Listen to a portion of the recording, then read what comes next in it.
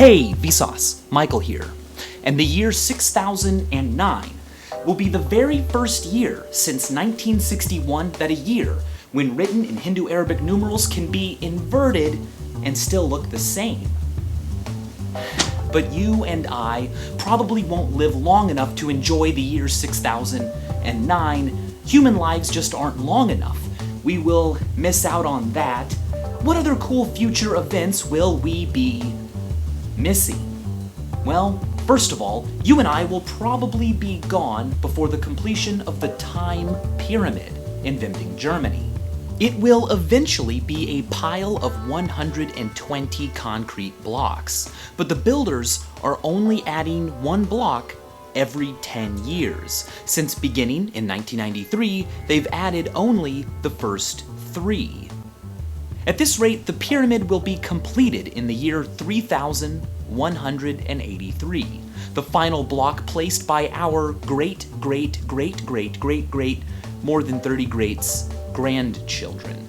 But even they will miss an opportunity to frolic and play safely in the Chernobyl Exclusion Zone, the zone of alienation, where radioactive contamination from the 1986 disaster will remain at levels too high for safe human activity until not the year 4000, not the 5000s, not the 6000s. It will finally be safe probably in the year 22,000.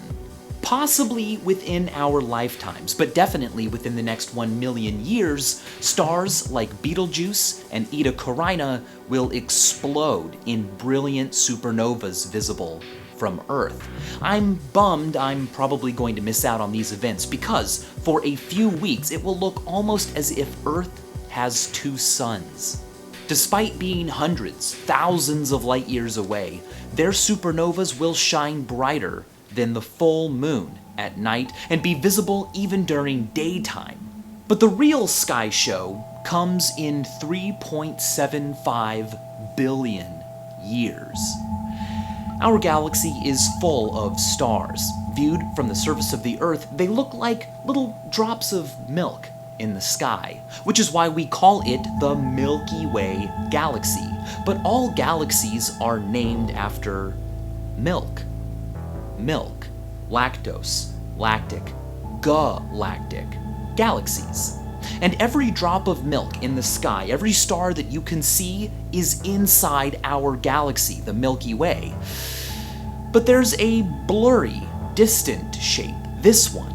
It's not a star, it's not a cloud of gas in our galaxy, it is an entirely different galaxy, the Andromeda Galaxy, and it's 2.5 million light years away from our own. It contains twice as many stars as the Milky Way, and it is coming our way, headed toward us at 300 kilometers a second, faster than a bullet. Now right now, the sky looks like this.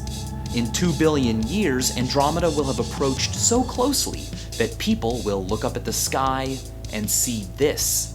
In 3.75 billion years, the night sky will be like a scene from a science fiction movie or an awesome desktop wallpaper. Incredible. And kind of scary. After this scene, the sky will literally be glowing with the birth of new stars as the Milky Way and Andromeda collide, mixing up into a brilliant cosmic tie-dye. This simulation shows how Andromeda might collide with the Milky Way, but keep in mind that you are watching billions of years pass every second. These galaxies are moving fast, but they're also huge and covering even huger distances. They will collide in the future, but within the briefness of a single human life, they appear almost frozen, unmoving. A couple billion years after colliding, the cores of both galaxies will be married together in a bright glowing center. Earth, now a stepchild to what was once Andromeda, part of a new, bigger family called Milkdromeda. It would be so cool to be alive to see our galaxy colliding with another. But don't get all FOMO, consumed by a fear of missing out. Because whatever life is around then will have plenty to envy us for. They may have spectacular nightly views, but secretly wish they'd been born in our time to experience, say, the beginning of the internet. They will actually miss out on a lot of things. Because the moon moves 1 centimeter further away from Earth every year, 600 million years from today, the moon will no longer be close enough to Earth to completely block out the sun. Future humans, or descendants of humans, will therefore miss out on a chance to ever see for themselves the beauty of a total solar eclipse from the surface of Earth. Long before Earth dries up, Niagara Falls will dry up. Well, not the water part, but the falls part. Every year, the rushing water of Niagara erodes the rock at the top of the falls 1 foot backward. By the year 52,000, it will have eroded all the way to Lake Erie, and our progeny will have no Niagara Falls to enjoy. Granite has an erosion rate of about 1 inch per 10,000 years. So certainly by the year 7 million, Mount Rushmore, especially its faces, will no longer exist. And because they slowly get pulled in or ejected into space, in 50 to 100 million years, Saturn will no longer have its lovely rings. So life on Earth in the future might have awesome supernovas and galactic collisions to look forward to, but they probably won't have Niagara Falls, Mount Rushmore, total solar eclipses, or Saturn's rings. They also won't have you. But you have you. Except not all of it. Babies don't begin to form episodic memories right away, meaning that you missed out on. You don't remember 2 of the most seminal events in your life, your conception and your birth. But you can experience a bit of those moments right now. First of all, when was I conceived.com lets you enter your birth date and get back the week your parents probably made you happen, as well as the #1 song and the #1 movie of that week, which may have also been involved.